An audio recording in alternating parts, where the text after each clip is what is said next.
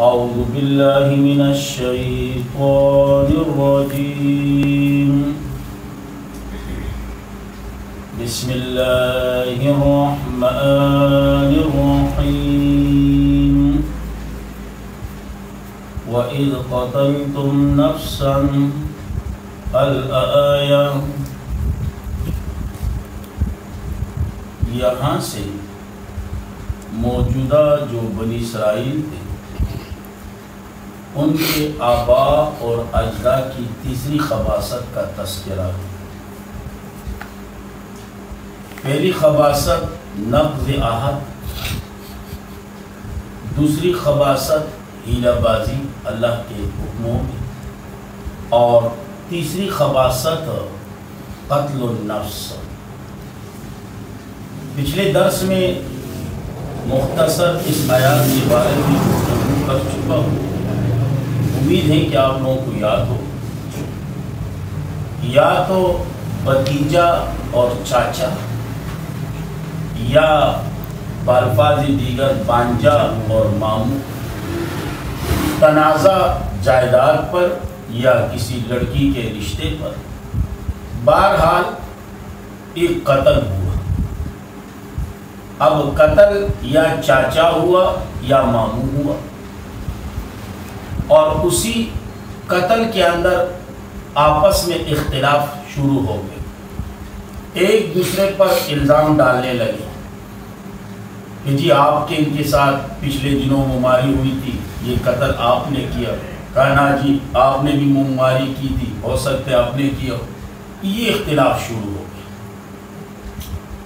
یہاں تک کہ بات حضرت موسیٰ علیہ السلام تک پہنچی۔ حضرت موسیٰ علیہ السلام نے دعا کی اور اللہ نے اپنی قدرت سے اس مقتول کو زندہ کر دیا، اور اللہ قادر ہے۔ مقتول زندہ ہوا، اپنے قاتل کے بارے میں بتایا، پھر مر گیا۔ اب اس آیات کے متعلق دو رائے ہیں۔ ایک رائے تو یہ ہے کہ یہ واقعہ اور ذبح البقرہ واقعہ یہ دونوں ایک ہیں، بس ذرا تقدیم اور تاخیر ہو۔ لیکن ہمارے جو اساتذہ ہیں جن سے ہم نے قرآن پڑھا، پھر انہوں نے جن سے قرآن پڑھا، پھر انہوں نے جن سے قرآن پڑھا، آخر میں جا کے بات پہنچتی ہیں مولانا حسین علی حلوانی رحمہ اللہ تک۔ انہوں نے کہا نہیں، یہاں پر جتنے بھی از جس قدر بھی ہیں، ہر ایک کے بعد واقعہ الگ الگ ہے۔ آپ دیکھیں جہاں پر بھی از یا وَإِذْ، اب اس کے بعد جو بھی واقعہ ہیں وہ الگ الگ واقعہ، الگ الگ واقعہ۔ ایک دلیل تو یہ، دوسری دلیل یہ ہے کہ یہاں پر جو آپ تقدیم اور تاخیر کر رہے ہو، تو اس تقدیم اور تاخیر پر آپ کے پاس دلیل کیا ہے؟ دلیل بھی تو ہونی چاہیے نا۔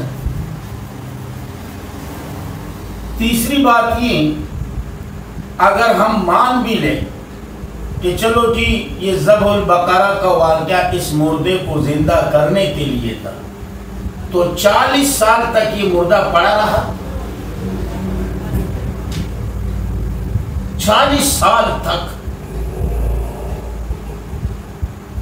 اور چوتھی بات یہ، اگر واقعی ایسی بات، تو پھر بجائے ان کے دلوں میں نفرت کے بجائے مزید محبت پیدا ہو جائے کہ دیکھیں جی ایک مردہ گائے کے اندر یہ کمالات ہیں کہ مردہ کو زندہ کر سکتا ہے، تو جب زندہ گائے ہوگی تو اس کے اندر کتنے کمالات ہوں گے۔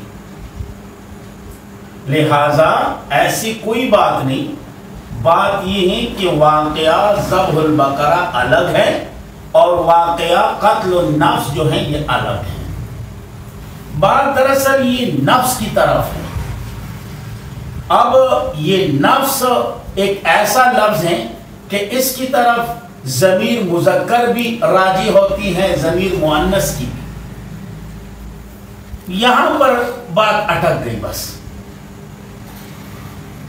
اب میں جو معنی کروں گا اپنے اساتذہ کرام سے جو میں نے سنا پڑھا اسی کے مطابق کروں گا، اور آپ کو بھی یہی معنی یاد کرنا ہو.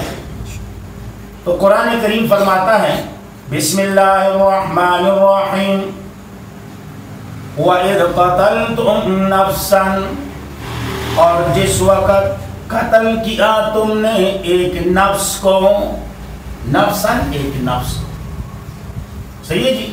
اب قتل کرنے کے بعد فَادَّارَأْتُمْ، بس اختلاف کرنے لگ گئے تم، فیہا اس معاملے میں اختلاف کرنے لگ گئے، یا ایک دوسرے پر الزام لگانے لگ گئے، آپ نے کیا، نہ جی آپ نے، نہ جی آپ نے، اختلاف.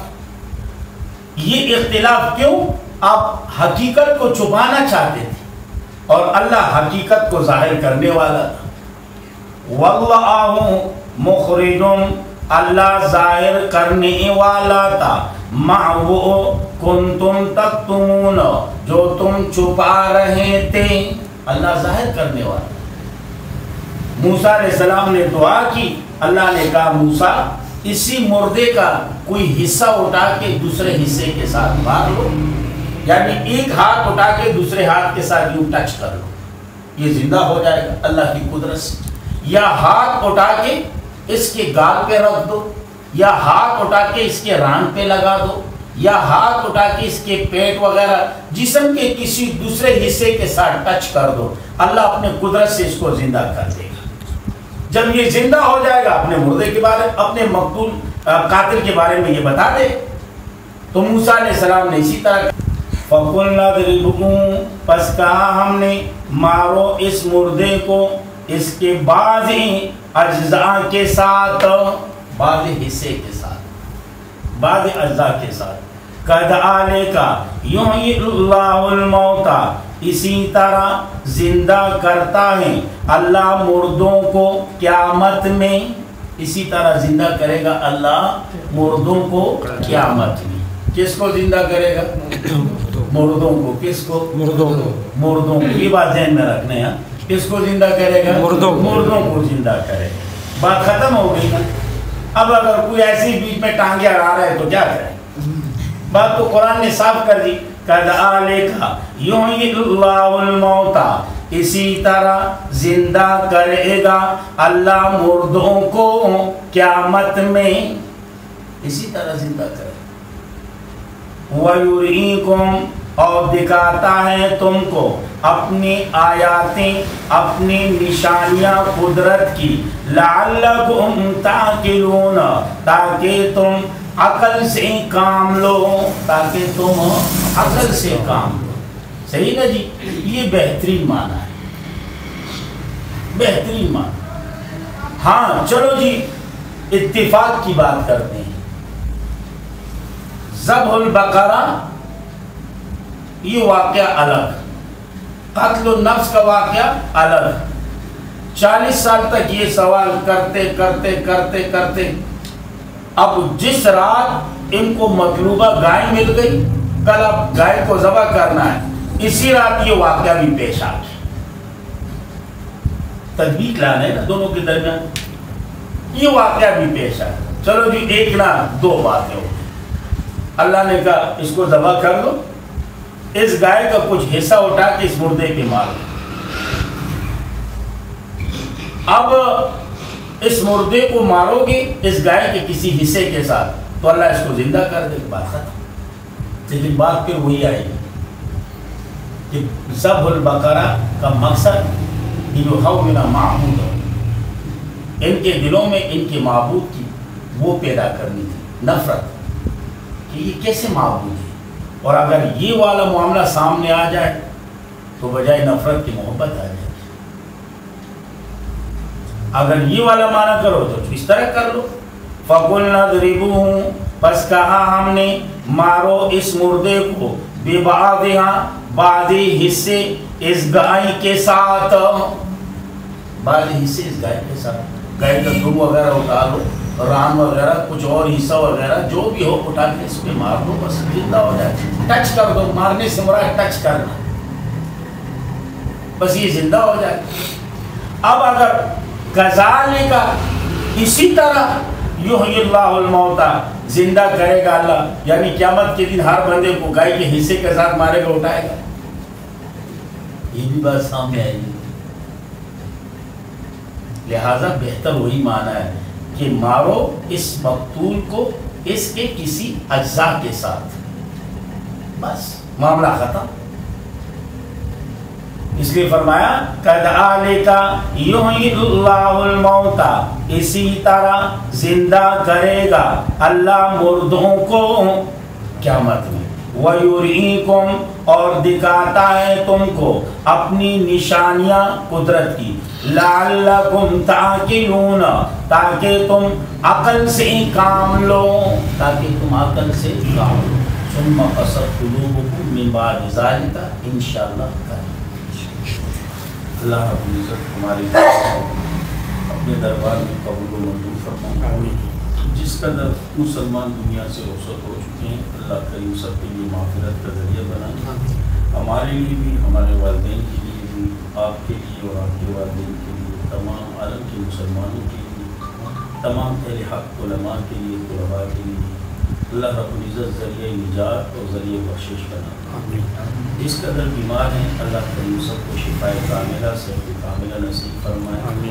جن جن دوستوں نے دعاؤں کے بارے میں کہا اللہ کو سب معلوم ہے. جو بھی بیمار ہیں، جن جن بیماریوں میں مبتلا ہیں اللہ کریم سب کو شفائے کاملہ اور صحت کاملہ نصیب فرمائے.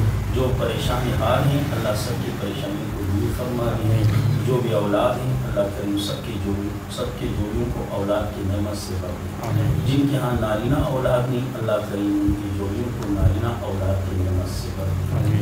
جو صاحب اولاد ہیں اللہ ان کی اولاد کو ہماری اولاد سمیت اپنے دین میں قبول اور منظور فرمائے. اللہ ہم سب کے گناہوں کو معاف فرمائے. اللہ ہم سب کا خاتمہ ایمان پر نصیب فرمائے. بالخصوص مرتے وقت یہ خوبصورت کلمہ لا الہ الا اللہ محمد رسول اللہ اللہ تعالی ہماری زبانوں پر جاری اور ساری